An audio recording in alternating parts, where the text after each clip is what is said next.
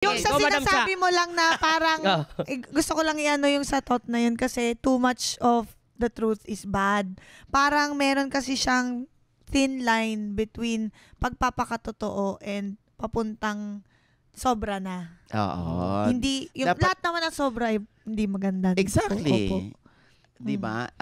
Too much of anything is bad. So kung gusto kitang ma-appreciate kasi nagpakatotoo ka, pero hindi magandang ehemplo 'yan para sa mga kabataan na iniidolo ka.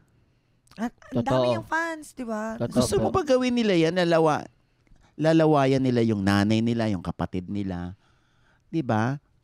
Kung lalawayan lang nila yung sobre, maiintindihan ko. Gusto kasi nilang isara yung sobre. Diba? Or para hindi mausog.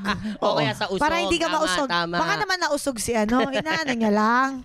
Baka mausog kasi si Ding kasamahan Dong. niya. Oo. Bakit mo kailangan sukatin yung habang nag-aano? Kaya, ayun lang. 'di ba? Medyo medyo hindi malakas makababae.